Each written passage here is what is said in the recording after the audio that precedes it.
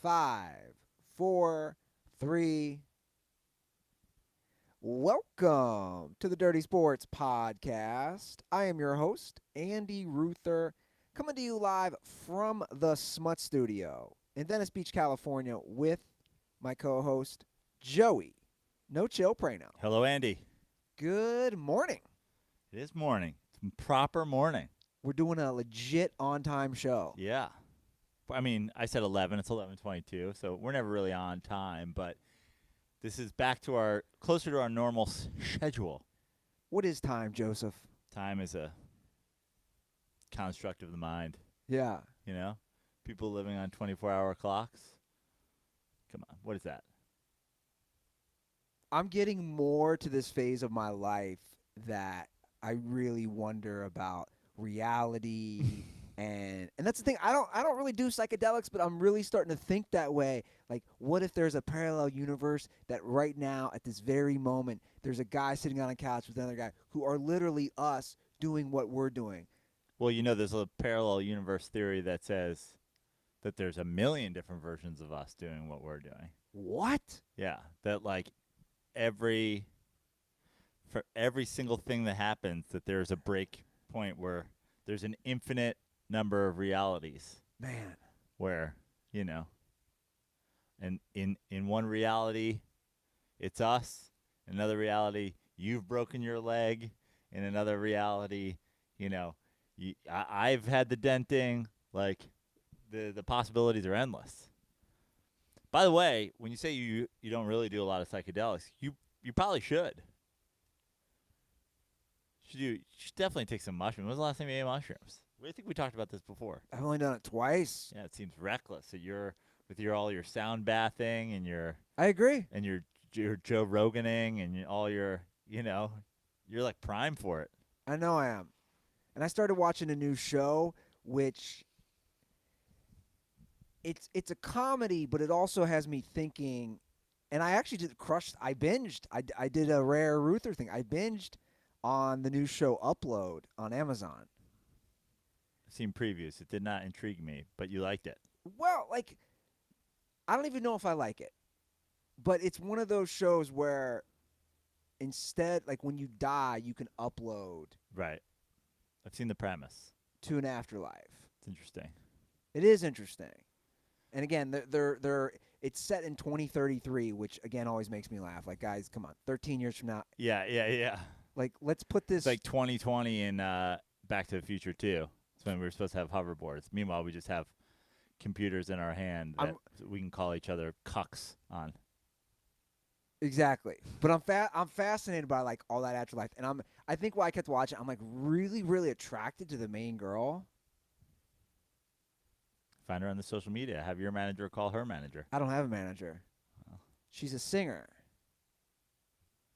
You know what I started watching last night because my girlfriend was into it, and I tweeted about it this morning. There's a show on Netflix called Hollywood. Yeah, It's about Hollywood in like the 30s or 40s, one of them, and they really do. As my tweet said, they really do good job showing the underbelly of how the movie business works. A lot of racism, but they definitely explore the nepotism of Hollywood. Unrelated note, Mira Sorvino, Maude Apatow, Rob Reiner, and Colette McDermott, who is Dylan McDermott's daughter, all in the show. Talk about irony. I know, I'm like Ryan Murphy just giving zero fucks. So this actress, what is her name? Oh, yeah, Andy Allo. You're all about it. Yeah, I am. Well, it's just, I don't know. Again, that concept of, like, where do we go? And obviously, you and I are kind of both dealing with that, with losing a parent. And so, like, that's been on my mind. So, I don't know. I just find all that stuff. As the older I get, I find myself way more open to things. You know, like, I don't know. I just think it's cool. But we have a lot to talk about today, and I feel like you don't like to lead with The Last Dance? Well, I just feel like I have a lot to say. it goes on so long, and it's not our fault, you know. Like, I feel like if this was the regular sports time, we wouldn't do an hour on The Last Dance every time. But there's not a whole lot going on, so it's like that's going to be the main chunk of the show. So why not like hit them with the headlines, and then we can do the deep dive on The Last Dance, which, you know, just to preview my thoughts, this is where the Last Dance did a spread eagle tongue out over the shark last night, in my opinion. Jump the shark. Yeah, I agree. I think it's where it became. They last danced around it for a couple episodes, and I was really enjoying it. But last night is where it became a Michael Jordan propaganda film. Well, It became the loose change of NBA basketball history. yeah, we'll get to that, and I Yeah. agree, and I have very similar sentiments. And to be honest, I don't know where you go for 4 more episodes, but we'll get to it. But from one former GOAT to another, ya boy, the Red Rocket, the Red Rifle, Andy Dalton, returns to Dallas, Texas, where he was a star quarterback at Texas Christian University. Ya boy, Andy Dalton joining the Dallas Cowboys. I think it's a great signing. I think it's a fantastic signing. I like it for a number of reasons. One, you know, obviously, should Dak go down, Andy Dalton, for sure, a competent backup. I mean, Sure. he's been a competent starter in the NFL. So doing the job of backup, especially with all the weapons, Andy Dalton has been good with weapons in the past. Also, you know, God forbid Dak go down. They do have Dak on a franchise. It would be going like, hey, we got to look at this guy. We kind of get a free look at this guy. I'm sure that the Cowboys are hoping that Andy Dalton doesn't play a snap this year. Yeah, But in terms of backups, I think he's a fantastic one. I agree. I think it's a great move. It's a 1-year deal, $3 million guaranteed. He can make up to $7 million. It's a smart signing because we see it time and time again. The starting quarterback goes down. Rest of the season, completely washed. Yeah. And we were talking about that when Tug was over the other night. The Cowboys are famous for doing that. Yes. They're famous for having Tony Romo, Dak obviously not injury prone at all, but Tony Romo famously injury prone, and they would have a rotating cast of backups whose names were a punchline, like the Kitnas and the Castles and did they do Whedon? They did Whedon. Yeah, they did Whedon. Like they've done their fair share of guys. I mean, 1 year I believe. Funny how sports make you remember where you were. I believe I was at Walt's house in Cincinnati when John Kitna came from from teaching phys ed to the starting lineup of the Cowboys Against the Giants. and we watched the Giants Yeah. Cowboys game. Yeah, it is crazy. But I like this, and I also like it because $3 million, as opposed to the $3 million could be $7 million, as opposed to the $1 million that Jameis Winston got. As for all the people that are like, Jameis went where he could be a backup to Drew Brees and get, it's like the market is Andy Dalton's worth 3 times what Jameis Winston is. Yeah, That's the market. sure. I don't think Jameis is turning down $3 million from the Cowboys to go back up Drew Brees. Turning down $35,000 more from the Steelers? Maybe. Not turning down 3, could be 7 to go back up Brees. Now, Tug is feeling good. I don't want to jinx him, but I'll just say what he was saying. Oh wow, you're not even gonna let Tug do his own Tug plug. Well, he thinks that the Cowboys are flying under the radar, which it's tough for the Cowboys to fly under the radar because they're the Cowboys and the name recognition and the press that they get. But on paper, they got a very, especially offensively, a very deep team. Yeah. Maybe they're flying under the radar because, like myself, Vegas knows that on paper, Mike McCarthy is the head coach of the Dallas Cowboys. True. Like if you had looked last year at the 49ers, you wouldn't have been like, weapons. Yeah. You know what I mean? Like, there's, like, yeah, talent for sure helps be good in the NFL, but I'll take a great coach over great talent literally 100 times out of 100. There's been a lot of teams with a lot of great talent and bad coaches that haven't succeeded. Not a lot of teams with great talent and bad coaches that have succeeded. Yeah, I agree. It's scheme. It's planning. All those things matter. Now, let's talk other quarterbacks. Okay. The Bears have declined Mitchell Trubisky's 5th year.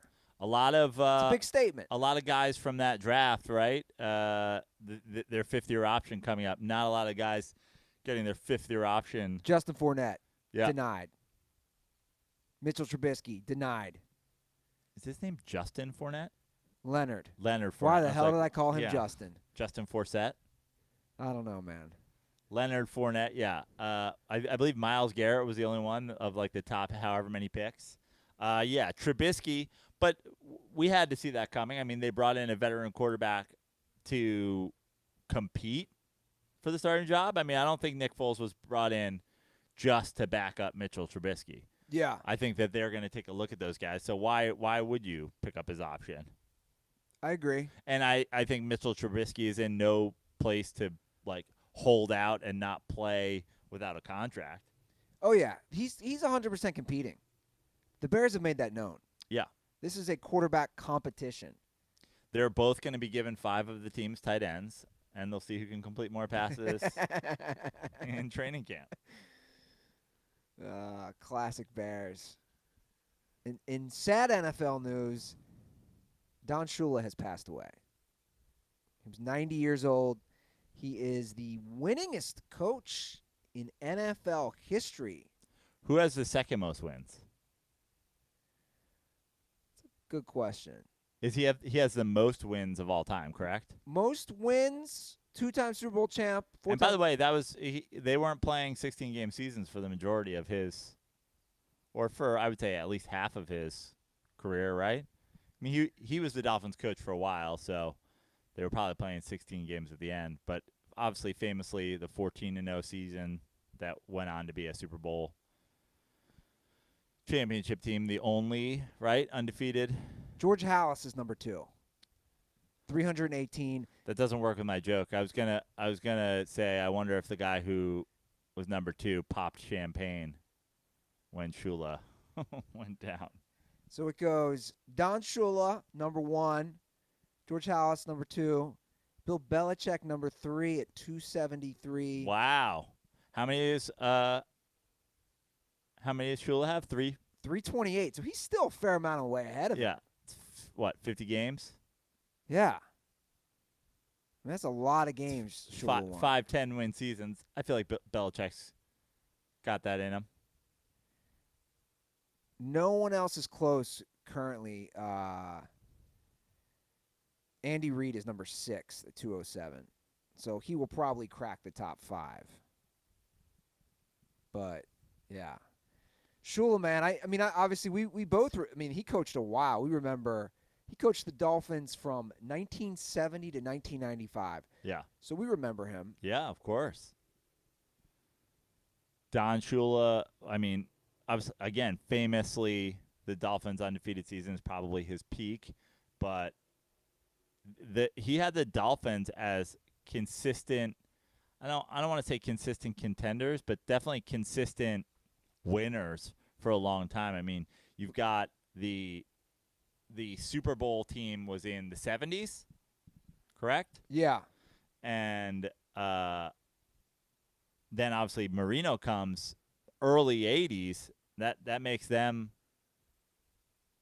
I'll say it, a contender for the fair majority of Marino's career. Yeah. No, they were. I didn't know Shula was an Ohio guy. Oh man, you just got a Shula boner. Are you not mad at me that I made a popping champagne joke? I know you have abandoned Ohio, but you're also circling that your return to Ohio, and I know you get very emotional about the state of Ohio whenever your getting ready to visit, have just visited. Usually come back inspired. And then, of course, Shula's son, didn't he coach the Bengals? Oh, my God. What a bad hire. Arguably the worst head coach of all time. I think this is how bad the Bengals organization is. It was Mike Brown's first hire as the owner after Paul Brown died. I think his rationale was, hey, this guy's dad is a great coach. His rationale is probably, hey, this guy's from Ohio. Bro, I'm looking at their records. They went through, he really was consistently good. Yeah. I mean, in those Dolphin teams, I'm looking, Prano, from 1980 to 1985, they had one losing season. From 1980 to 1985? I'm sorry, from 1970 to 1985. Yeah. They had one losing season. Pretty good. Like, they were always consistently in the hunt. Man, 90 years old, though. That good Florida sun. Oh, yeah. He was tan till the day he died. He'll be tan. He'll be tan for a couple of years in the ground. Yeah. He always had a good tan. Yeah. Just like Marino. Yeah, you can't help it in Florida. Yeah. You're out during training camp and just football practice in general. Marino just standing on the sideline, helmet in his hand. Yeah, man. It did bring me back. It's like, it's weird because when these people pass away, like sometimes in your head you think, when I saw that he passed away, you think somebody like him is going to live forever. At least I do, because you would read. Can't say I thought about Don Shula recently. Well, I had recently seen him somewhere in the last year or two, and you're like, oh, Don Shula's still around. But in your head, you're just like, oh, this guy, he's been around forever. It's a tough time to be a Dolphins fan, man. You think so? I feel. I mean, I think that last year, as far as you think there's hope. As far as their plan was, they had an exciting season while being bad, and the plan was obviously tank for Tua, which they successfully did because he got hurt. Like, they got the guy that they claimed that they wanted the whole time. I know we traded texts with Tug. Tug was mentioned again last week about Dan Orlovsky's love of Tua, but they're all about it. So if you're a Dolphins fan, there's so many delusional fans in the world. Yeah. That I wouldn't be surprised if a lot of Dolphins fans are full Mac right now and going like, we're going 13-3. Was that his name? Mac? Mac. That owes us $1,000. Still owes us $1,000. We have a Hall of Fame with 2 members and I think another member circling, and Mac's got to be with Poop Sock. Hall of Shame? In the Hall of Shame. Yeah. Guys, like the easiest way, like welching on a bet with the Dirty Sports Podcast is like getting 3,000 hits in baseball. Like, you're pretty likely to make the Hall of Shame. Yeah. What year was that? He bet us $1,000. I think it was the Jay Cutler season. It was the Jay Cutler Jay season. Cutler, Adam Gase. But was that 2017? Sure. Or 2016? Sounds like I feel like 2017. I feel like if I had to lean, it would be more recent. 2017. And they won 6 games. Yeah. And how many say they were going to win? 11? 10. 10. But I think he said 12, and then like you guys like worked out a bet, and it settled at like 10 somehow. I'm pretty sure he said 12-4 to start. I've never had more confidence in a bet in my life. Yeah, I know. By the way, Dave Shula, Don's son, went 9-52 with the Cincinnati Bengals. Wow, how did he get such a long rope? I mean, that's exactly. How many seasons is that? 4.5. Listen, wow. Listen to his records: 5-11, 3-13. Wait, his first 2 years he won 8 games. 3-13 again. 7-9, 1-6 fired. Wait, what was his record overall? Yeah, 19 and Oh, 52. 19. I thought you said 9 and 52. A 268 winning percentage. But to me, that is My career batting average. that is Cincinnati Bengals. Yeah. Can you imagine? You go 5-11, then 3-13. You're retained. You go 3-13 again. They keep you around. Yeah. The Browns are like, hold my beer and my Hugh Jackson. 19 and 52. We'll put Hugh Jackson in the Ring of Honor if he goes 19 and 52. Oh man, I'm excited. The NFL's dropping the schedules this week, man. Yeah. They're not missing a beat.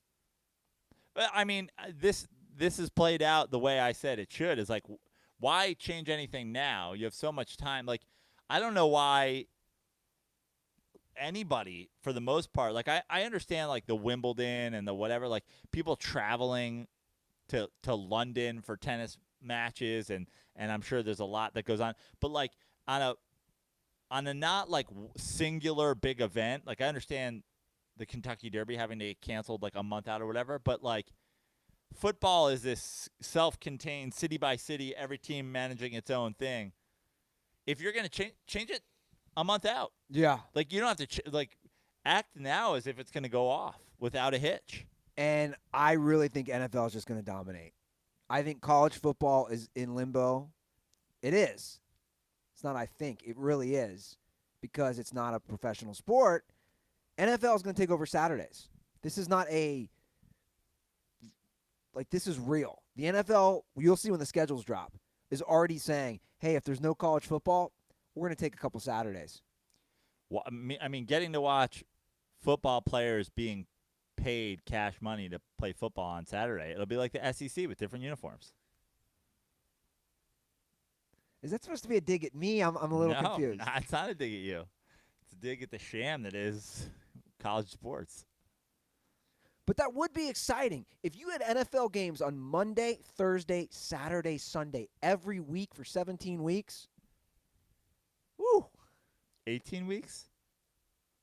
Well, there's 17 games. Right. And I heard there might not be a bye if they push it. Got it. Everything that's floating around there. But right now, the schedule should go off that there should be a bye, correct? As of now. Yeah. I'm keeping my Chargers tickets. Well, you also had an exchange with the Chargers who said any games that are missed will be refunded to you, correct? Refunded. Or pushed to the next year. Yeah. Now, you got your Rams hat on, talking about your Chargers ticket, your Chargers season tickets. At what point do the Rams get shelved? What do you mean?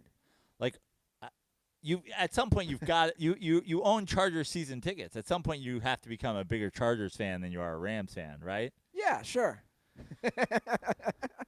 I mean, I just feel like, we had the Andy Dalton playoff debacle. Like, there was a while there where the Bengals were really, winning a lot of games. They started that downturn. You went to the Rams. Rams in the Super Bowl. Rams missed the playoffs. You buy Chargers tickets. Like, I think we see how this roller coaster goes. Well, no. When a team's down, buy low, sell high. No. But you're just buying low and selling low. Well, we also know I've made it known why I got the Chargers tickets. Right. I mean, it's bang for your buck. You could not find NFL season tickets at the price that I got for the Chargers. My buddy told me, he asked me what I'm paying. He told me my 2 Chargers season tickets are cheaper than his season tickets for University of Cincinnati football. Right. Who play in the American Athletic Conference. If that puts things in perspective. Not Ohio State, University of Cincinnati tickets are more expensive. First of all, your buddy has University of Cincinnati tickets? Football tickets? Yeah. Wild. Local team. Yeah. I don't have a problem with it. How many University of Cincinnati football games can you go to a year? 6? I'm selling 5 of those. They've put out some guys. Yeah. Travis Kelce. They put out tight ends. I want to say Ertz. Okay. They all play for Chicago, actually. Right. Is that the new joke? Chicago has 36 tight ends. Yeah, I think they have 10 on roster right now. Who has more at one position? Chicago tight ends or Saints quarterbacks? Yeah, Saints are going for it. At least the Bears can run a 2 tight end formation. I mean, the Saints, how many quarterbacks can you have? The story came out, and we shared it with each other. The story came out that they were so stoked to draft a guy to keep the Panthers from stealing him as an undrafted free agent. It was a quarterback. So they've got their starting Hall of Fame quarterback. They've got their backup quarterback. They've got their third-string quarterback who they think should be a starter in the NFL one day. And they've got their fourth-stringer who they drafted to save him from the Panthers. I think it's a reality TV show. I mean, yeah, the quarterback room in New Orleans. And you have just some Jameis Winston eating W's. I was going to say, and you have some personalities. Yeah. Because Taysom Hill is 30. He's Mormon. So, like, you have a whole different dynamic. You have Drew Brees. Drew Brees is mole. Jameis Winston. Jameis Winston's posse, including the guy who throws the heavy bag at him. Yeah. And Jameis one of one, of course. Yeah. And then you've got wouldn't even know the fourth kid. quarterback. Yeah, new kid. And then of course Sean Payton and his visor, offensive guru, who's going to find a way to work 4 of these guys. Yeah, I feel like it's a religious room. By the way, have you ever watched like the college intramural flag football championships? Like they'll show that on the Ocho every once in a while. Like they get pretty crazy with like they'll snap it and they'll throw it to some guy and he throws it to another guy. Like if Sean Payton's going to have 4 of these quarterbacks and claim, Saint Sean of New Orleans offensive genius status, I need guys throwing footballs to other guys who throw footballs to other guys who catch footballs and then throw I need multiple passes on every play. If they do those XFL, what was the XFL rules? Oh, Tommy Stevens is the last guy. It's funny because you have, like, in my opinion, 3 of the whitest guys. Is Tommy Stevens white? Let me see.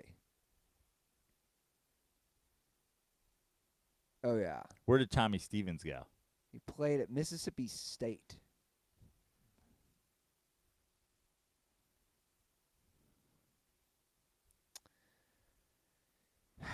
Yeah, I like this idea. Reality TV show. Because Breeze is like a big religious guy. Taysom Hill, Mormon, very religious, I assume. He did a mission. Tommy Stevens went to Jameis Winston, who did a Mission Impossible to Publix in Florida. Dun, dun, dun, dun, dun, dun. No, he just walked right out. Yeah. I rewatched that footage. I rewatched that footage the other day. He looks right at the security guard and just walks right out. Yeah. Dude, I've been down some rabbit holes. With Jameis? All these guys. Yeah. Jameis, Michael Jordan, Charles Barkley. I got a lot of time on my hands. You're doing deep dives. Andy Yeah. Ruther's deep dives. Facts only. By myself. I'm feeling good though because look how cleanly shaven my face is, Joe. I can see that. Shaved last night. I did as well, but just the top and the bottom. Just cleaned it up. Make sure it was sharp for the show today. Yeah. Well, as you know, I'm sure we both used Harry's razors. I did indeed. The only razor blade that you should be using. Joe and I love us some Harry's. We've been using them for about 4 years. Absolutely love they have their shave gel. And then they have is that like a cream? Yeah. That you can shave with? So they got a lot of great products. Shaving cream. That's what it's called? Yeah. Yeah. I'm struggling with certain things today. Guys, what I love about Harry's is a lot of you guys are staying inside as you should. They will ship it directly to your house or your apartment or your condo. Or if you're on Mildred Avenue, your tent, wherever you want to live, guys. They send /dirty.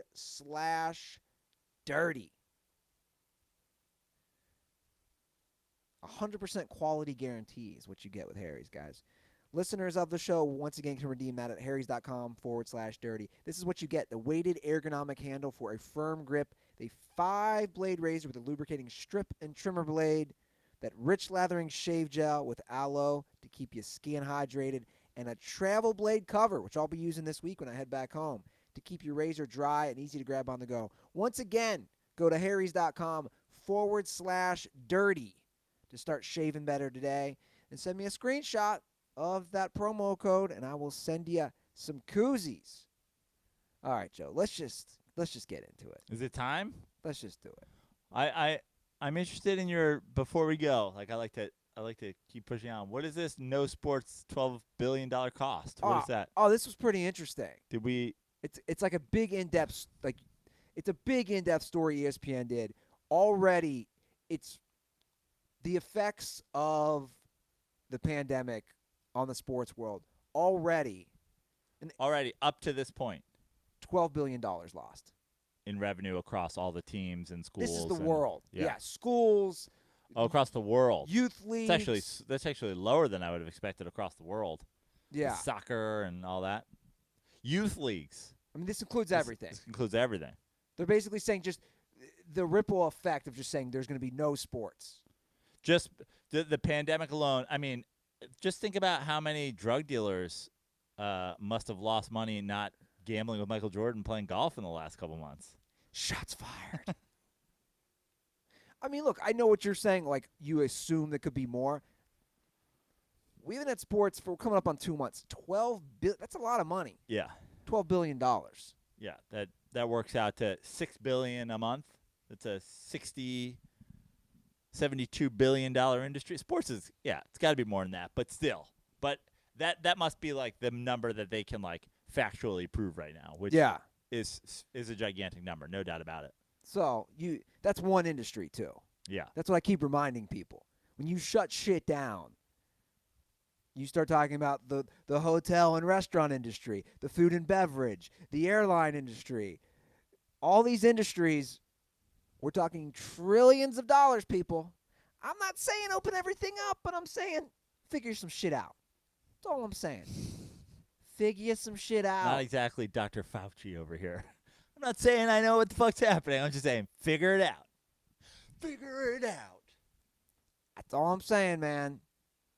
A lot of conspiracies going back and forth. And that's a great segue to discuss episodes 5 and 6 of The Last Dance if we're going to talk conspiracies. I've got my notes.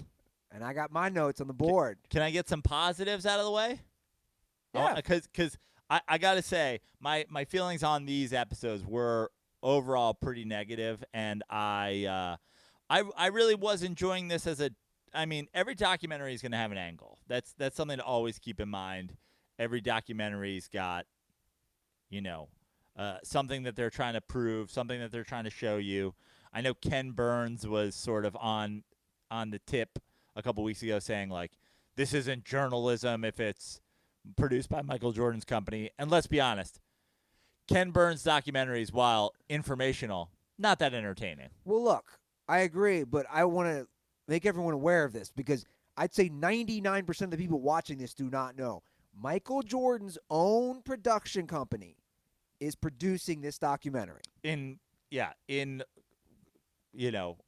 cahoots with the production company that shot the stuff and gave it over to the director and all that. So just be aware of that. Obviously, it's pro Michael Jordan, but just be aware it's slanted and spun that way because it's his own production company. Now, knowing that every documentary has an angle, every documentary is going to have its own bias, I still enjoyed the first 4 episodes, and there were certain spots in those 4 episodes where I was like, well, they really glossed over that, like a great example is, and they love to do this. This is something that they for sure have like strategized, is the way that they'll break something from one episode to the next. I don't know if they were always planning on doing this 2 episodes at a time, but for example, they did the Jordan 63-point playoff game.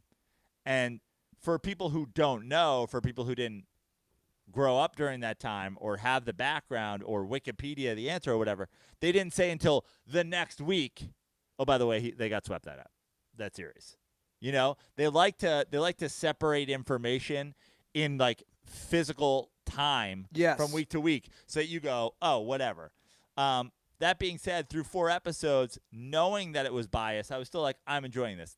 For me, this is where it really jumped the shark and became a full propaganda machine. But I do have a couple of positives. First of all, the music is fucking awesome. It's a great soundtrack. Sometimes because I'm tweeting during the episode or I'm reading Twitter during the episodes or whatever, I'll look down and I'll miss the timeline, but I know where they are, 98, 93, 91, 85, whatever, based solely on the music they're using, and that is awesome. Yes. Like, they're not just using stuff that works.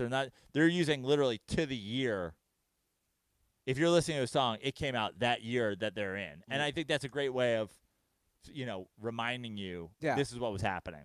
Early 90s, you hear Naughty by Nature, you're like, that's early 90s. My second positive, a couple great cameos in this episode. One, my good high school friend Chris Worth and his brother, 2 of the world's biggest Jordan stans, shot of them during, it might have been the All-Star game, but they're courtside at a Michael Jordan, either the Knicks All-Star game or the Knicks game he played. I forget which one it was, but they are a family of Jordan stans, and I was excited to see them. So shout out to my boy Chris. And the other big cameo, a Louis Perino-made Donna Karan suit on Patrick Ewing when he comes to the locker room in 1998 after Michael Jordan's last game at Madison Square Garden, a suit he absolutely fitted Patrick Ewing for in 1997 when I met Big Pat at my dad's office during a suit fitting. So if you go back to that shot of Jordan where he's sitting down after the game and Pat comes in, he's wearing the suit, he's got a little wrist brace on, nice gray DK suit that Louis Prano absolutely measured him and fitted him for. Super cool. I was there. Cool. That was when I met Big Pat officially, like for the first time. Like I'd met him a couple times, like in passing. Like we used to hang out outside their practices and stuff like that, and say hi. But this was like an introduction to him, and I'll always remember it because. Was he sweating? No, he wasn't. He was chilling. But I'll always remember it for a couple reasons. One, he talked.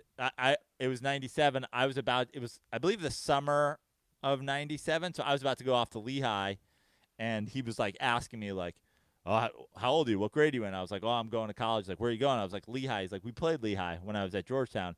And in my mind, I was like, "No way." And I think I was like, "Really? Are you sure?" Because they're not like they beat him by 70 points. And he was like, "No, we did. We played Lehigh when I was at Georgetown." And I looked it up, and they did. And yeah, they murdered them.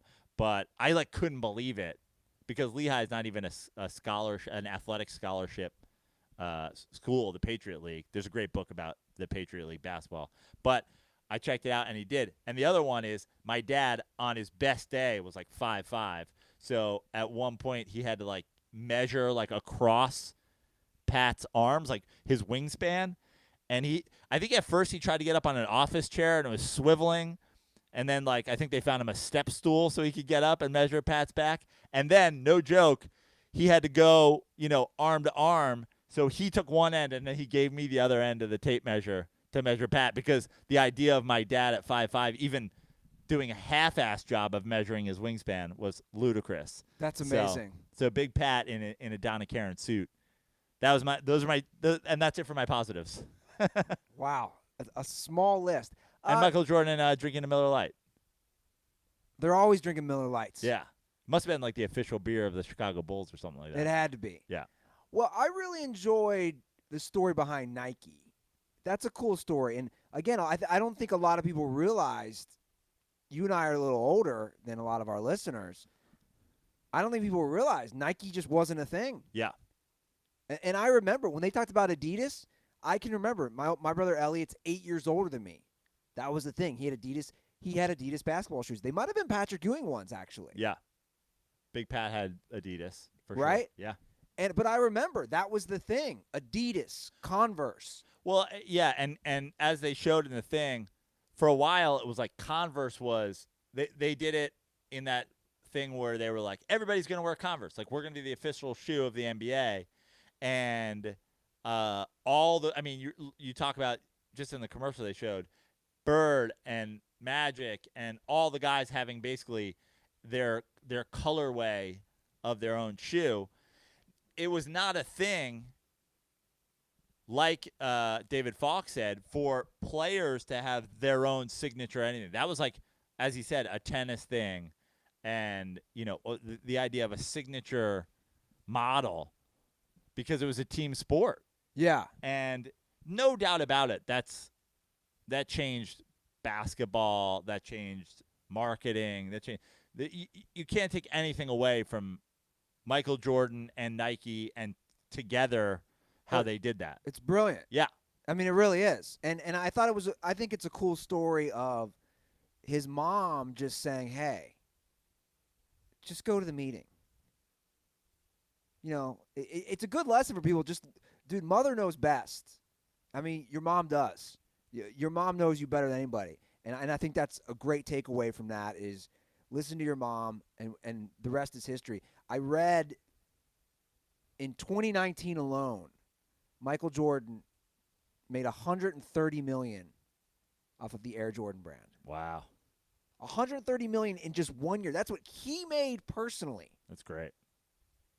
Yeah. And honestly, like even the thing with, and we'll get into like the bullshit thing they did with it, but even just watching the Jordan 1 and then the progression throughout this is like the Jordan brand and like the Jordan 6 and having a new one every year instead of just saying like, here's the Jordan and like this is the Michael Jordan shoe forever and we're going to like tweak it and make it like lighter. The idea that they kept having a different version is brilliant. It made the shoe progress, and like honestly, it's taken all the shoe companies and made them go like, we have to get better. We can't just put out like, like I love Stan Smiths and I'm wearing like Vans slip-ons right now as like a comfort shoe. But the idea of wearing a performance shoe from the 80s right now is ludicrous because they just kept getting lighter, better, more durable, more breathable. And that was part of the Jordan, like, we're going to improve this every year thing. And shout out to him for doing that. Yeah. And honestly, shout out to Nike, obviously, for having the. Now, I can remember, I want to share an early memory of Jordans. I've never owned a pair of Jordans. I've owned one pair of Jordans. And my mom would never pay that money for them. Just plain and simple. 5 boys. They were never cheap. But I can vividly remember a good friend of mine would get the new Jordans every year. And I can remember being in the first grade. So we're talking like, I don't know, like 87, 88. So he would have been on what, like his third shoe at that point? Yeah. And I can remember that friend who I met in the first grade would always get a new pair. And I just remember how cool it was to see him show up to school with the new Jordans. And then the new ones the next year and the year after that. So they did not exaggerate at all in that documentary. Yeah. Again, I can remember this as a first grader. Just how it was just Jordan. And it was just Jordan's shoes. And I can remember I owned a pair of Reebok pumps at one point. And like they were cool. They were not Jordans. Right. And Shaq was with Reebok pumps, if you remember. Yeah, of course. And Karl Malone had the LA Gear catapults. Great. That's a great callback. But like I just want everybody, especially the young listeners, to know like I mean it was evolutionary. Yeah, absolutely. And still is. So I thought that was really cool. For me, seeing the Dream Team again. The Dream Team thing was where I'm talking about just the team. Yeah.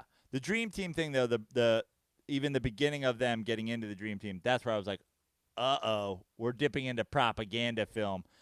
The idea that they explore the Isaiah thing, but yet Jordan insists on pretending that he didn't personally keep Isaiah off. You're going like, it's ridiculous. This is ludicrous. It's ridiculous. Like if this was a 60 Minutes interview, no one's letting him get. They're like, well, what do you mean? Michael, are you telling me that you had a conversation about keeping Isaiah Thomas off of the Dream Team where you and the heads of USA Basketball don't name Isaiah? Like, Yeah. it's just so ludicrous to pretend that he didn't, like, verbally say, if Isaiah's playing, I'm not playing. Yeah. He did, for sure. I agree. That was the beginning, and then it snowballed from there. Yeah. In the propaganda film. I agree. So it's like it sucked because also you have Michael on air saying he thinks Isaiah Thomas is the second best point guard of all time. And then you say, how the hell is he not on the Dream Team? And Michael is still mad about this. It's petty, guys. I said this last week. I'm going to say it again. Get over it, Jordan. Yeah. This is You're angry that a guy – let's all think about this for a second. You're angry that a guy didn't shake your hands 30 years ago. How ridiculous do you sound? You cannot defend this in any fashion. If somebody doesn't shake my hands, I'm not mad at them 30 years ago. There's no other word but petty. You're petty. I don't it fucking drove him. And the thing about Jordan, what does that mean? Is that this is more than the tongue out, more than the turnaround, more than the like. At this point, Michael Jordan has been doing the petty thing longer than he's been doing anything. He's like the Hall of Fame speech, all he ever does is continue to take shots at people that he felt wronged him along the way. Yeah. And that's a whole other like way to like talk about Jordan's legacy. It's like, where's this insecurity coming from? I was going to say, I'll say this from like a psychological standpoint. I was watching last night's episode, and now we're 6 episodes in. I would love to see Jordan talk to a psychiatrist or a psychologist. Because I'd love to see Jordan talk to somebody not sucking him off. Because this is the truth. He only does interviews. It took him getting his production company tagged onto this for him to do it. So basically what that means is he has some sort of final cut, I'm sure. Sure. Every interview he does, and there was multiple kind of veiled shots at Ahmad Rashad during this in this documentary. Even like the joke about Ahmad Rashad getting paid more than, Bill Wennington or whatever. But he only did interviews during his career with a guy who stroked him off under the table as they talked. Which we've joked about, but it's true. Again, this isn't about – I don't come at it from an angle of I'm coming here to diss Jordan, because I always loved Jordan. And this has brought me so many great memories as a kid who loved Jordan. And I can remember all these games and where I was at. But the truth is, now that I am older, a lot of this – these are not qualities you want to have. I'm just being straight up. These are not qualities you want to have as a human. Guys, you can separate the two. You can separate Michael Jordan, the amazing basketball player, argue if he's the best of all time, fine. But these are not qualities you want to have, guys. I got to say, my girlfriend, she loves to – first of all, she's been watching The Last Dance with me, which is great because she doesn't have a point of reference for any of this stuff. So, her questions I'm finding are incredible. But she's watching our show right now, and she texted me. She just said, MJ is petty like Donald Trump, and that's actually a good how he'll be involved in some other thing, and then he's just still taking shots at somebody who has nothing to do with it. Well, it is. It's this crazy narcissism. Look, MJ has great qualities. I mean, his drive to win and his work ethic, his tenacity. He has so many great qualities. But you can have both. I just love, by the way, that you were just in doing that, you were on the back of the Michael Jordan Wheaties box doing the word find game. Tenacity, killer instinct. But no, Jordan did have all those things, all those like good qualities and qualities I want as a player, as a coach, you know, as a teammate. But we also need to, like, just in general, now that we're doing this, like, we also need to tap the brakes on, like, you know who else had killer instinct? Charles Barkley, who's 6'4", is playing power forward and winning the MVP in the NBA. Like, you don't do that by being like, oh, I don't give a shit. Like, yeah, Shaq is literally not a once in a generation, a once in an ever guy who's such a freak. Yeah. That he was like, I'll take days off and dominate. Sure. But, like, you know who has killer instinct? Steve Nash, who's, 6'4" and looks like a kid that you find at the Venice Beach skate park, winning back-to-back MVPs, playing point guard in the NBA. Like, the idea that Michael Jordan is this guy who's got, like, the tenacity. It's like, it takes tenacity to be in the NBA. Yeah, no, that's a good point. But what I was trying to kind of say, Joe, is human beings are complex. We all agree. You and I are the same way. You have good qualities, you have bad qualities. I have good qualities, I have bad qualities. I certainly see a lot of myself in Michael Jordan and going, like, he's not letting shit die. Like, Michael Jordan is definitely, and see, that's not me. Yeah. That's what's been tough for me as a guy who, like, grew up adoring Jordan. One of my better qualities is I'm not stubborn. I don't hold grudges. So for me, like, I'm always the type of guy, if I'm having a beef with somebody. You literally asked Dylan Mata to write you a handwritten letter last episode. That's one exception. Yeah, but that's not. You're like, and I need him to seal it with a wax like stamp and send it via carrier pigeon. Yeah, but that's somebody who's pushed and prodded for years. Yeah, this isn't. That's Isaiah Thomas to Michael Jordan. But that's not. That's the Isaiah Thomas thing was over a handshake. Yeah, and over the Bad Boys Pistons beating him up and shoving him around and whatever. Yeah.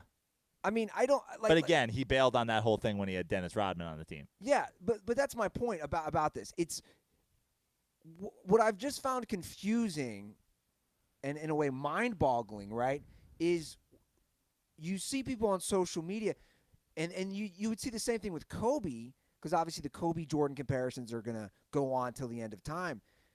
What is confusing is you take an attribute that is traditionally negative, not something you want to be attributed to, and it's now spun into, yeah, he had that, and it helped him win. It's like, well, no, he's a fucking dick. Well, I mean, that's something that, again. Like what? That's something, again, and I know you hate that I, like, can't stop doing the LeBron MJ thing, but that's something that we've seen even in Michael Jordan's on-court play and in Kobe Bryant's on-court play, is like from the first second that you play organized basketball till the end of time, a coach is going to be like, make the right play, share the ball, find the open guy. Like, if you play basketball at 4 years old, it's like if you go play for the Redondo Beach Killer Whales, Chris Wilde's going to tell you, hey, find the open guy, pass the ball.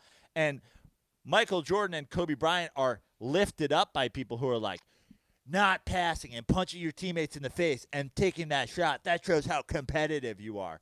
And meanwhile, LeBron James is killed for, like, getting the whole defense to swarm on him, throwing it to a wide-open Kyle Korver, and Kyle Korver missing the shot. It's like, at some point, you need to raise your teammates up and empower them to do whatever. And by the way, we've seen this with Michael Jordan, with Paxson in the Lakers series, and Paxson in the Suns series. Like, he did this, and yet people act like this is some sort of bitch move thing to do. They literally, when it's like the absolute best thing to do. They literally dedicated half an episode to Jordan finally learning to adapt his game to the triangle. And Joe's right. Like, this, I'm taking over the game. And by the way, Jordan did that a lot, and he crushed it. I mean, he averaged 40 points in the Suns series. Still the highest points per game for an NBA Finals. But I agree with you. And I think there's just so many things that I don't know why people are not infallible. And we want We want to look at these icons and people we revere. That's what they say, right? Don't meet your heroes. Guys, we have flaws. Humans have flaws. Michael Jordan has flaws. Yeah. I want to keep going into because again, I was really thoroughly enjoying this doc until these 2 episodes, and I hope it comes back around to I'm fearful that it won't.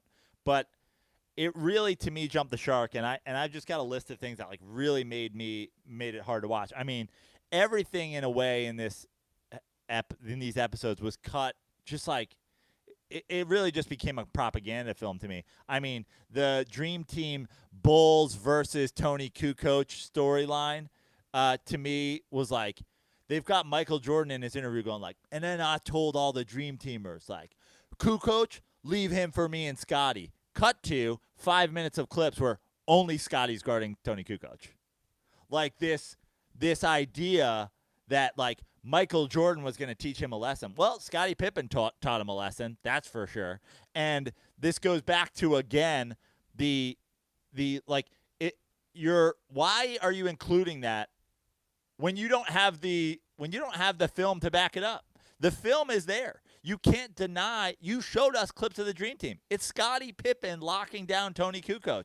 Sorry, Sam Tripoli. Michael Jordan doesn't always guard the best guy. In fact, he never does. It's his buddy, the guy who he only ever won championships with, who guards the best guy. Tony Kukoc got sunned by Scottie Pippen on the Dream Team Olympics. Michael Jordan is in one clip playing help defense and getting a steal. Otherwise, 40 clips of Tony Kukoc not being able to score a point, all with Scottie Pippen on him. Yeah. That's where it's hey, if this was Michael and Scotty shutting down Tony Kukoc, show me the footage, man. Well, I was also disappointed, and I've said this. Kukoc was such a key. He was the third banana on that second three-peat as far as offensively. He won the Sixth Man of the Year. And hopefully, again, I'm hopeful that they get to that, but it doesn't seem like they are. And it's this odd, we're shorting Kukoc. We all know how important he was to those Bulls teams. If you grew up, you knew that. Again, I've made the comparison. I think it's a great comparison of what Lamar Odom was for the 2009-2010 Lakers teams.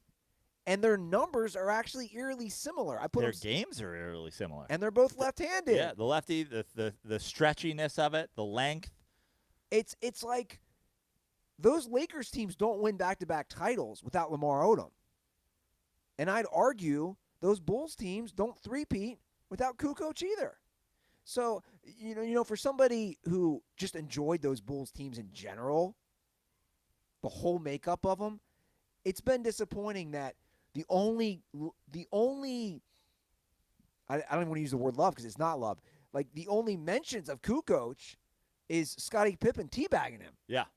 And this goes on to the Horace Grant thing when they get into the Jordan rules in this Jordan rules book.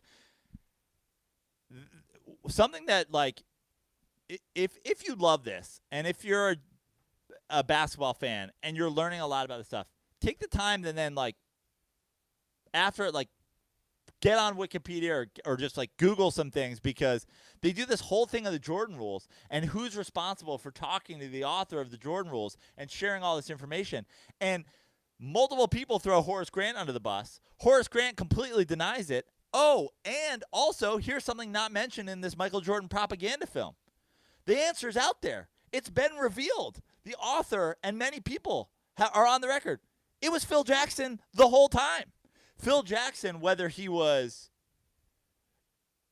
being honest with this guy or backdoor using this to play mind games with his own team to motivate them, or backdoor mind games to get Jordan off of his, selfishness tip or to be a better teammate, whatever it was, it's already been revealed. It was Phil Jackson the whole time. And that's not even mentioned in this, because the angle of this Michael Jordan propaganda film is that Michael Jordan and Phil Jackson have a relationship unlike any other, and Michael Jordan won't do anything without Phil Jackson. So the fact of the matter is, even though this is common knowledge to anybody who's done the research is that Phil Jackson was behind these anonymous quotes.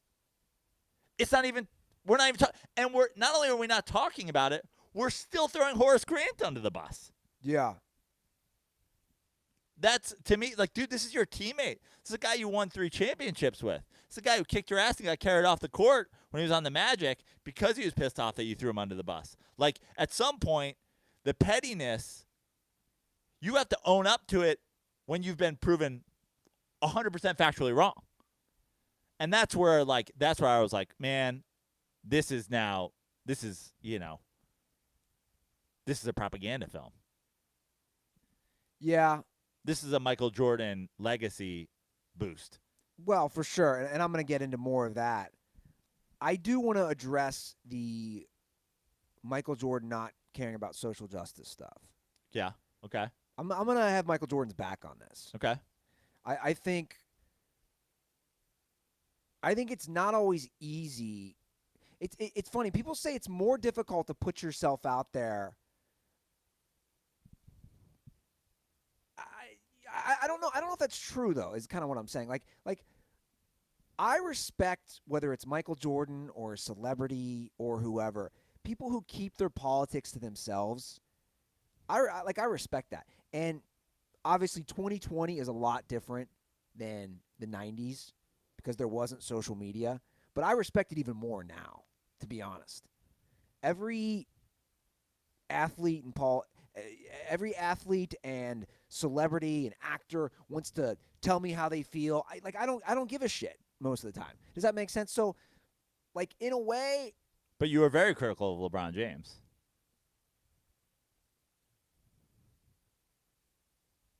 And the China thing. Because of what he said? Yeah. Which was basically, and by the way, I'm critical of LeBron James, but I would have been critical of Michael Jordan, and I would have been, I'm the opposite kind of guy. But you know why remember why I was critical of LeBron? Because he's stood on this soapbox about other social justice issues, and then when it came to China, he suddenly is silent. So I'm either all or nothing. Like if you're gonna be social justice, be social justice. Or you can be a guy like Michael Jordan. That's what I'm saying. That's why I respect it. Like, but again, we're talking about, and we've discussed this off air. It's a 1,000,000% different. Every single thing that happens in culture and in sports and whatever all get tied together and shared. Like, like let's talk about all the Clippers of all time who just let Donald Sterling be whoever they wanted. But then when it comes out to the public that Donald Sterling's an asshole, now they have to answer for it. Well, I agree. It's hypocrisy. Yeah, of course it is. But also, you could say, again, in an ownership situation, it's everybody knew about this, but no one did anything. But then once it's leaked and everything happened, now all the players are being asked about it. Now they're forced to act. And they're forced to go lay their jerseys down in the middle of the court and wear black T-shirts for shoot around. You know what I mean? It's not Michael having to answer one question in 1990 is different than any basketball player having to answer 50 questions about every single thing that's happened. No, I agree. But my point is, I totally understand and see Michael Jordan's point of view when he says things like Republicans buy sneakers too, and also when he says, I was focused on being a basketball player. To me, you can't fault the guy for that. Now, obviously, it's a little different because I'm a white guy. Now, he said that quote in joking and in jest, and that's fine. But the fact of the matter is, just in him putting together the words for that quote, what he's saying is money first. And that's his prerogative, though. Right. And that's every single guy in the NBA not speaking out about China. But again, it's different, though, Joe. It's different. There are NBA guys who have not spoken out about social justice issues. That doesn't bother me, so they don't have to speak out about China. I use guys like LeBron or Steve Kerr. The Michael Jordans of today. Yeah, who are so but it's true, though. Dude, if you're going to have social justice issues, again, that's fine. But I have a feeling if they had asked Steve Kerr about that stuff back in the day, but no one's talking to Steve Kerr because Steve Kerr's the sixth guy on the bench and, whatever. But, like, my point is it's a totally different world. I agree. But the fact of the matter is Michael Jordan's stance on it, and he said, I donated, my mom asked me, and I donated money to the campaign or whatever. I just did it quietly. That's fine. But the bottom line is it was a business decision. I'm not going to get involved because this hurts my bag. I agree, and I have no problem with that. Okay, that's fine. But it's just hold that standard for everybody. You can also say, hey, these guys today, a lot of them jump into social issues, but they stay out of it when it affects their pocketbook. But LeBron was not transparent, and at least Jordan was. Jordan had the quote, Republicans buy sneakers too. He's at least being honest. But even he says it's not like he gave that on the record. He gave it on a bus. He gave it as a joke. He's also trying to, backpedal a little, in my opinion. All the more proof. He's not even being honest with himself. But I've said about LeBron. And by the way, Michael Jordan, throughout this documentary, we have a number of things which I want to talk about later. Like he does a lot of he says a lot of super asshole shit, and then realizes there's a documentary happening, and just goofing around. But I also said, to bring it back to the China thing, I'm on record saying I'd have no problem with LeBron or any of these guys to say, hey, I don't want to mess with my bank account. I'm on record saying that. Yeah, but these days it's that's a whole other story, right? You can still be honest. Well, anyway, I don't want to digress too much on that. I just wanted to discuss that briefly because I thought that was an interesting part of the documentary. And you are bringing up good points, which brings me to my next point that I had here about Jordan and social media and that age. Guys, we joke a lot, and even we've done it a lot on this show about Kevin Durant and burner accounts and soft and all this shit. But, dude, at the end of the day, we see the microscope that Michael Jordan was under. It's nothing compared to now. No. But I want us to remember that all of us, we should be aware, because I lose track of that too when we're critical of these athletes.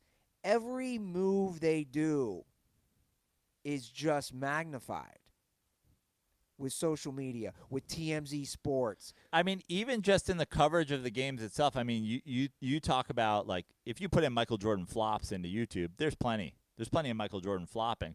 But there's also, there's not a camera on every single thing that happens. Like, the LeBron James flopping when he gets hit with a pick at mid-court, and then we've seen that for a million. There's an era of basketball now where there's a camera on every guy at every time.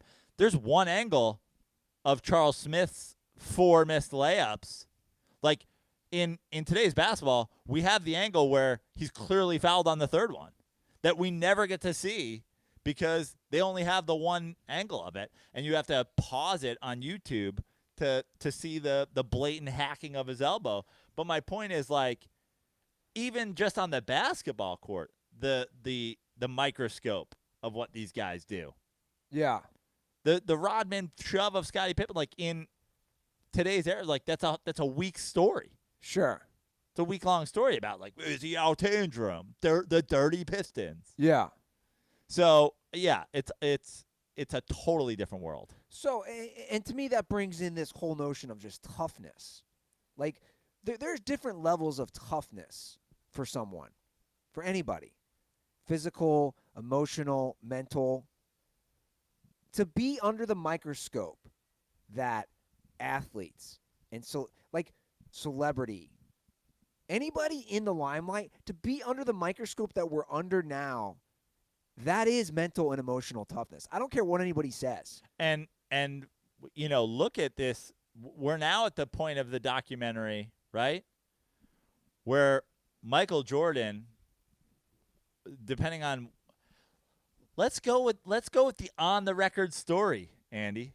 Forget the gambling, forget the dad stuff, forget all that. Let's go with the on the record story. Michael Jordan was physically and emotionally spent from all the fame and all the things that he had to do, that he quit basketball. This is a guy who is under far less media scrutiny than 20 basketball players today, and he's the toughest guy ever. He's got his feet up, smoking a cigar in the hotel, like, I think I'm done. I don't think I can take this anymore. This is the guy that we're calling, like, Mr. Ultimate Competitor.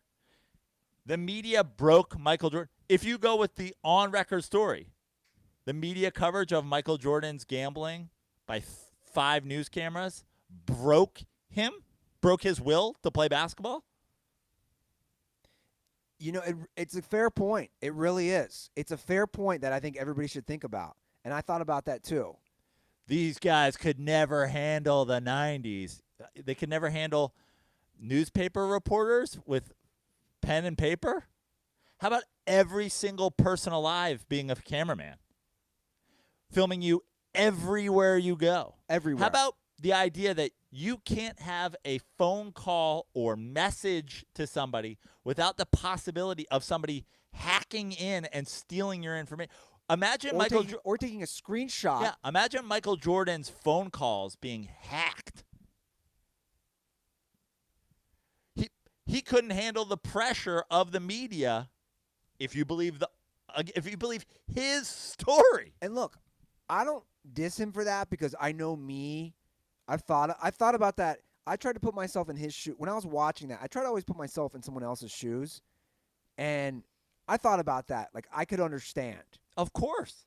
And I totally empathized with Jordan. This is not a dig at Jordan. I just want to clarify. It's a dig at the people who are like, yes. Yeah, no one was ever tougher. Well, other people who didn't quit basketball because of media pressure are, by definition, thicker skinned and tougher. That's it. Argue it. Like, who's the other person on the other side of this argument? If the media can break Michael Jordan, but the media is not breaking Steph Curry and Kevin Durant, like, then they're fucking tougher. I mean, it really is a fair discussion. It is. And NBA players today have it. Bill Simmons is Kevin Durant's Ahmad Rashad. Kevin Durant only does interviews. He only does 2-hour-long interviews with Bill Simmons, where Bill Simmons refuses to ask him about burner accounts, refuses to say you were soft for leaving your team and going to join the Warriors. They handle it in the same way, right? Sure. But again, Michael Jordan quit twice. And look, that's not a dig. To me, that's not even a dig on Michael Jordan. I don't even want to use the word quit. I mean, I guess that's what it is in a sense. He left the game. But Joe does have a good point, which I can't hammer home enough, of this idea that they're going to put the narrative in this documentary. That's the narrative that Michael Jordan and the producers want to put out there, that he couldn't handle it anymore, and they're setting that up right now. It's obvious. And they're also setting up, like, this is what they do in this document. This is why episodes 5 and 6 jump the shark. They're doing a lot of showing certain things that you think are to show you Michael Jordan's personality, but they're really to protect other aspects of it. They show him throwing quarters and showing his competitor, and he must win at cards, and he's going to go up to the front, and he wants John Paxson's dollar because he's so competitive.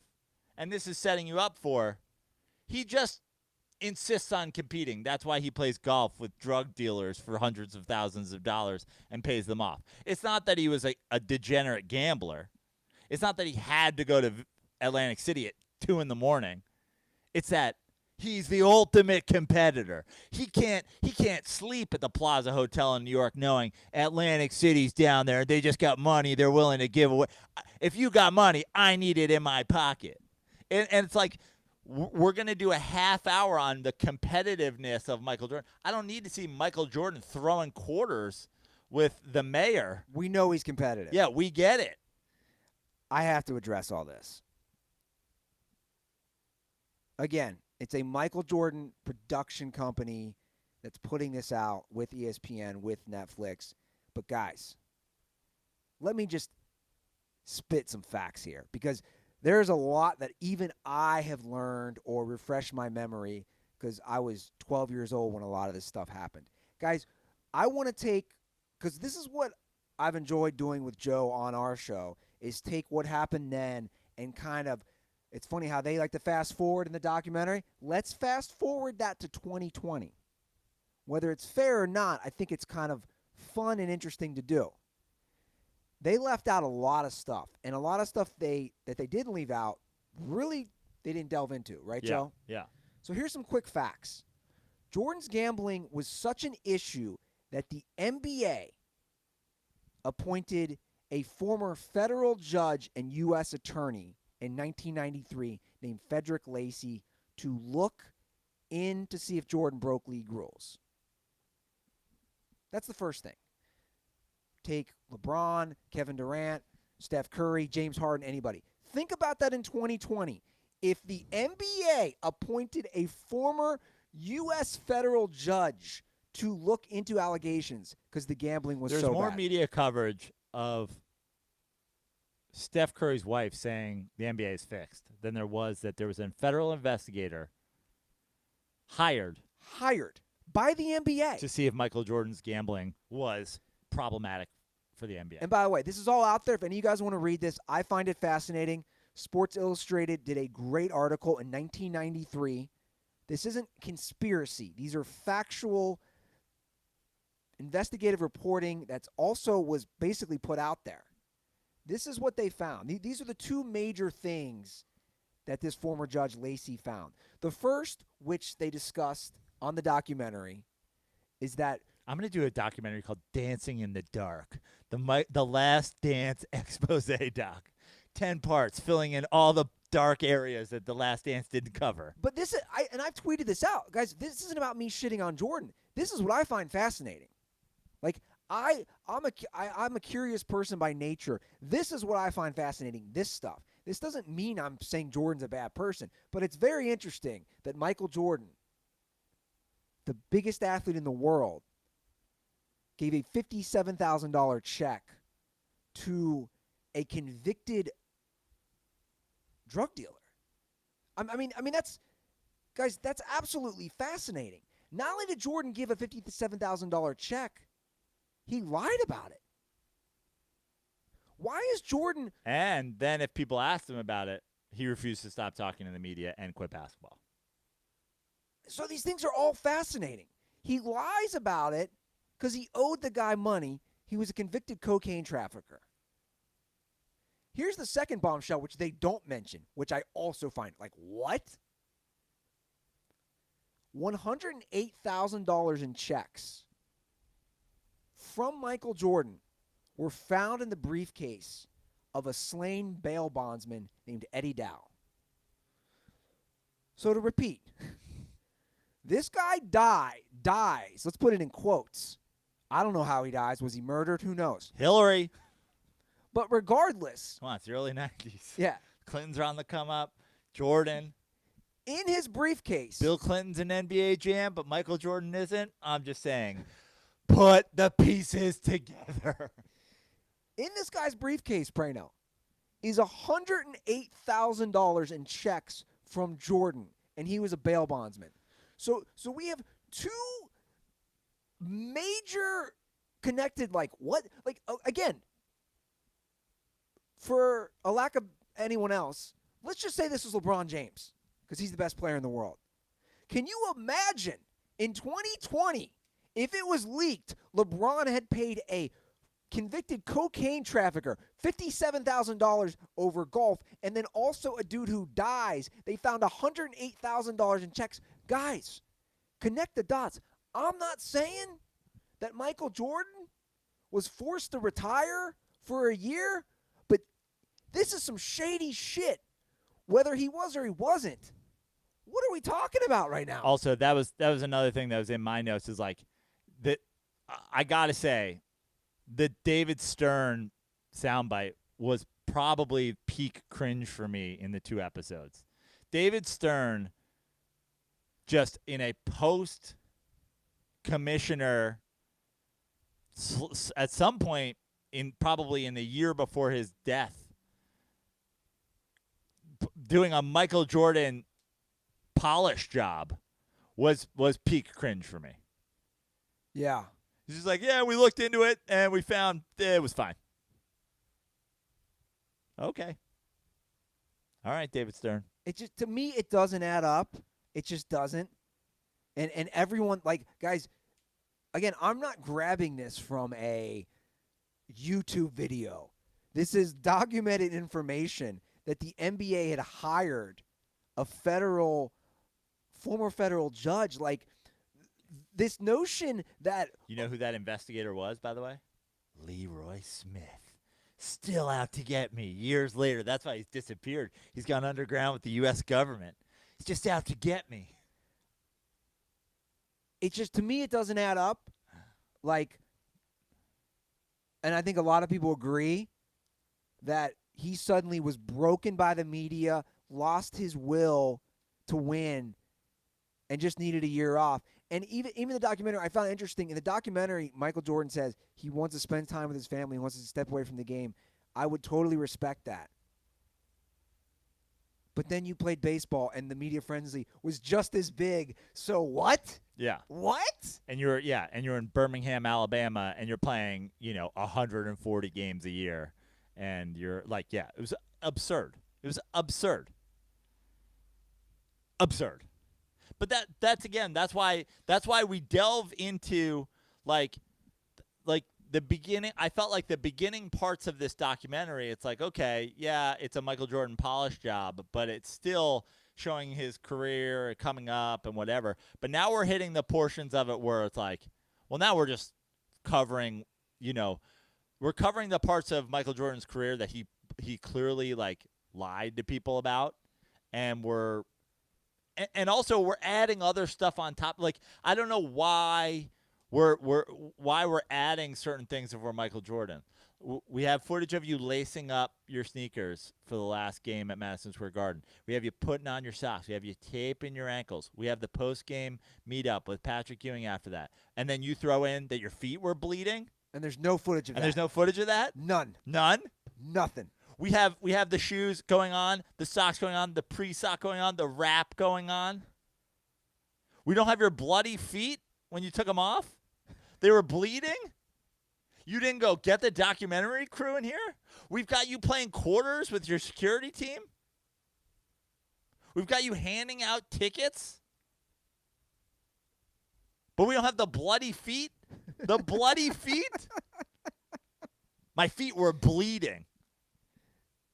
There's more footage of Michael Jordan guarding Tony Kukoc on the Dream Team, one clip, than there was of Michael Jordan's bloody feet after he wore his Jordan 1s against the Knicks. I'm not saying Jordan didn't have bloody feet. I am. But hold on.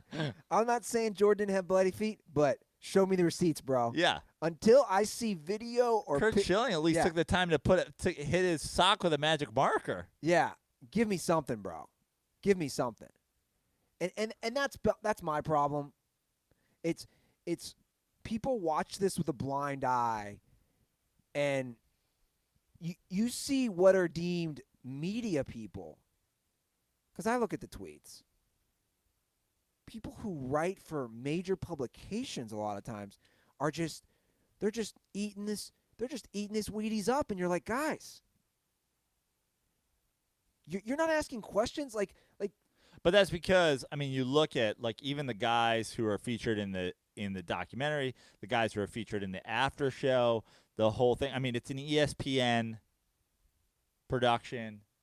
It's like you're getting Wilbon on there to just suck off Jordan the whole day. It's like no, like I imagine that the guys that would have wanted to say anything or the whatever, like they're just not. You're not allowed to be a part of this.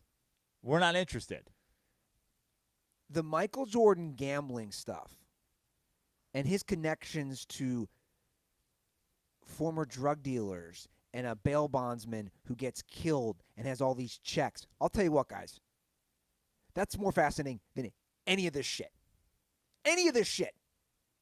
If you look, the Dennis Rodman in Carmen Electra, Vegas, cool. Like, there's some fun stories. But, guys, if you don't think that this is a more interesting documentary, the one that I want to see, The Dark Dance, what are you calling it?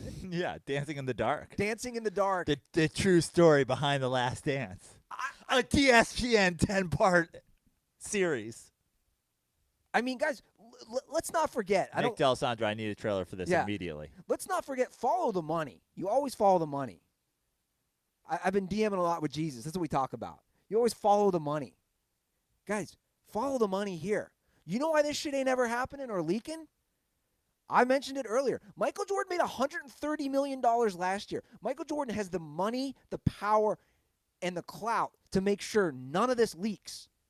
But we got little nibbles, and we got enough. We got the breadcrumbs. We have enough to say, hey, there's a full documentary here. I mean, look, people are out of their mind to not even question this. I feel like I'm the only one, and you are the only one question. Like, I'm kind of going crazy right now. No one's like, dude, he's hanging out with drug dealers, giving them money. I like us doing the Dancing in the Dark and exposing it. And every time we do a thing that exposes something from The Last Dance, we do the Bruce Springsteen, Courtney Cox Dancing in the Dark dance. It just cuts to us dancing in the dark. This gun's for hire, and it killed Michael Jordan's father. I haven't even talked about that. Yeah, and they haven't talked about that. But that's my point with this. And look, we're so sports deprived. I'm gonna watch this fucking thing, no matter what. I'd watch this if it was about fucking Eddie Jones. Do you know what I mean? Like, I don't give a shit. If this was Eddie Jones. If this was The First Dance, the Harold Miner story about Baby Jordan, I'd watch this fucking 10-part documentary. I'm so sports deprived. But the point is, this, and I knew it in the first couple episodes, this is where it went sad trombone, fucking where it became a full propaganda film. And that's something that I'm here to tell you, if you're the kind of person that likes to know the truth, you must keep that in mind specifically for these two episodes, but going forward, when we haven't gotten to Horace Grant leaving and beating them, we haven't gotten to Michael Jordan quitting basketball the first time, we haven't gotten to Michael Jordan's father's death, we haven't gotten to Michael Jordan playing baseball, we haven't gotten to a lot of stuff, we haven't gotten to the Kukoc, Scottie Pippen and the Bulls without Michael Jordan, right?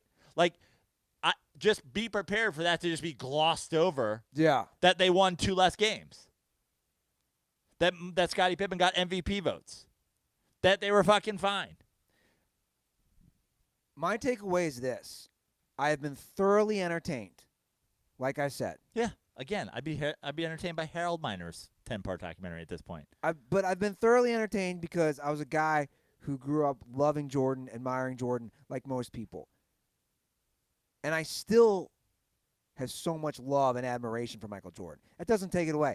But again, this shit ain't nearly as interesting as all this other stuff surrounded with Jordan. And it's funny because there's a lot of conspiracies out there that you can be like, well, there's just too many holes in that. Like, this one, there's just not. Like, there's just not. Like, the people's like, oh, conspiracy theorist. Like last night I found myself. And by the way, again, just go back to like the Jordan legacy thing, which everybody like loves to hold Jordan on the pedestal. The Jordan legacy is almost toppled more by the story that they do give than the story that probably is the truth. And by the way, Michael Jordan beaten down by media and playing 3 consecutive finals. Physically beaten down from going to the finals 3 consecutive years, and mentally beaten down by the mid-90s level of media coverage. That's almost more of a knock on the Jordan legacy than I left because David Stern forced me to because I got my dad murdered with my gambling debts. It's honestly maybe more of a knock. I agree. And I don't care that Jordan gambled, by the way. None of that bothers me. Of course not. I love to gamble. Yeah. I don't care that he was. And by the way, he didn't, but he clearly had a gambling problem, but he also had the gambling money to cover it. Exactly. I don't care. And I don't care that Michael Jordan was out at Atlantic City gambling. Yeah, of course not. Because you know what? At the end of the day, he performed. I've said that all along. As an athlete, I don't care what you do. That was always my thing Gronk can go do cake stands all night, but if he shows up for the Patriots or now the Bucks and catches 6 balls for 100 yards and a touchdown, I don't care what you do, but you better perform. When it affects your performance is when I have issues for these athletes. But if it doesn't, I don't care. So this isn't about me trying to stand a moral high ground. I don't stand that. I don't do that, I should say. But this notion that we're just going to brush like wild shit under the table, which again, just to bring it back, Joe, like I was saying, to bring it back to 2020, just the thought of any of these guys in today's NBA being connected with the stuff Michael was connected to, it's just mind-blowing. Yeah. Or just the thought of somebody saying exactly what Michael Jordan did. LeBron James saying, like, look, playing every summer all the way through the finals for 5 straight years, 6 straight years, 7 straight years, 8 straight years, 9 straight years, including a couple of Olympic appearances, has broken my will, and I can't play anymore. Sam Tripoli would do a 4-hour episode on the vagina of LeBron James if LeBron James just said, I'm physically and mentally exhausted from going to 9 straight NBA Finals. Exhausted? From not even guarding the best player on the other team? How dare you?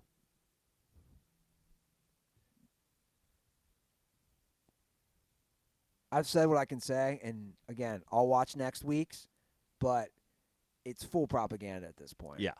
That was the weekend that was the Sunday night where it jumped the shark to me. And again, I'm not a Michael Jordan hater. I'm a Michael Jordan truther. It's just like, let's just all be honest with what we're watching and stop being the people that are out there like trying to like treat him like, he's some sort of god. Well, my point is this. Again, to bring it back to just humans. We're so multi-layered, and there's so many different aspects of a person.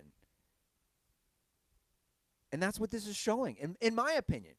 All the great things and wonderful things Michael Jordan was as a basketball player, as a person, he can have those, but he can also have these skeletons. They can both exist in the world. And that's what I want people to see, at least anyone who listens to our show. I want you guys to realize, like, for me, this isn't about me trying to knock somebody or put them down, but it's about shining a light on just some truth. And there's a lot of unfinished stuff that really sucks to not be addressed because you're like, man, what's this shit all about? Yeah. I want to watch this stuff. Anyway, we already know where it's headed, and you've kind of pointed to it. The next 4 episodes they're going to gloss over a lot of stuff. Yeah. Which is fine. But just know what you're watching. Know what you're watching, and also know, guys, this stuff's all out there, like I said.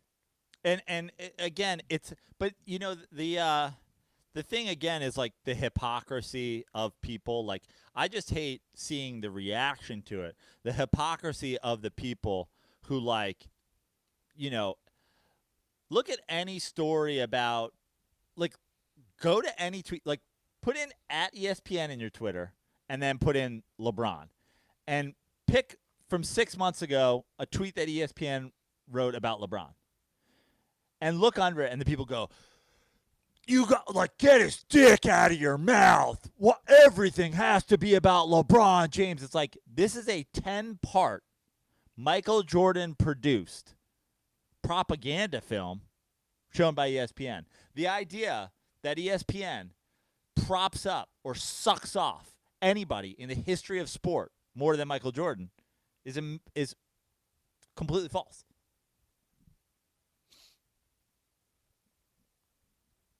And look, just be aware of that. And this is what I want to encourage everybody to do. Not just this. Anything you watch, anything. Most things have a spin on it. Again, that's why I said Ken Burns kind of came out and took a shot at this, saying, like, it's not journalism. The 40-part Ken Burns documentary about the Civil War or the 40-part documentary about baseball or Vietnam or whatever. They're not that entertaining. Yeah. They're informational. Yeah. But you're not like, oh, shit. Because Ken Burns is the most straight-edge, boring fucking dude of all time. Yeah. Look, he's right. I watched. But that's the thing. It's a difference between making entertainment and making information. Doing journalism versus doing entertainment. Well, you're right. And I watched the most recent Ken Burns one I watched was the Vietnam one. I believe it's 18 part. Yeah. Or maybe 11 part. And Joe's right. It's not the easiest to get through. But his approach is he's going to show it all. Yeah. He's going to throw. They're going to throw Republicans, Democrats, whoever was president. Like, they threw them all under the bus. It's very transparent. That's the Ken Burns, and I like that, but Joe's right. It's not the most entertaining type of documentary. This is definitely way more entertaining, but it's also leaving a lot of stuff out. Yeah. Which is fine. But because they're trying to entertain people. Yeah. All right, there you have it, Joe. We did it. We did it. Another episode. Yes. Another one in the books. One more episode. By the way, next week, I want to preview it because next week we'll get the flip side of the coin. We have talked about it since you're going to be out of town. I'm bringing in a brainwashed 90s Jordan slurper. Lachlan Patterson. Is he confirmed? He's confirmed. He's going to be here next week to promote his comedy special, which comes out tomorrow, and also he'll be in place of you to review episodes 7 and 8. Great. And he is no doubt about it. He's a couple years older than me. He's even more like the thing. Like, he was raised. I'm sure the only games they showed in Canada were like Michael Jordan games. Yeah. The occasional Vancouver Grizzlies game. I think his second favorite player of all time is Big Country. Like he is 100% a brainwashed Jordan slurper. So he will be here to politely, as Canadians are always, to politely defend Michael Jordan's horrible, horrible antics. Yeah. He's going to be like, I'm sure he was Surrey to get his father murdered. Well, good. That'll be next Monday. Yeah. But I'll be here for one more episode on Thursday. So get those calls in. 310-359-8365 is the hotline. So get those calls in, and that's the show. What are you pushing, Joe? Anything? No. At Joe Prano on Instagram, at Joe Prano on Venmo, at Fix Your Life on Twitter. Share me all your stuff. A lot of people, what I like is across social media, whether it be Twitter, Instagram, whatever, like the interaction that I have, especially with dirt balls, has been keeping a lot of keeping me entertained a lot of this quarantine. So yeah, keep up the good work. Yeah, good interactions. I agree. Well, guys, you know where to follow us at The Dirty Sports on all those things, and at Andy Ruther for me. All right, that is the show. Thank you for your support. Thank you for all the Venmo donations. Thank you for Patreon. Thank you for everything, guys. Have a great week. We'll be back Thursday. And never forget, stay dirty.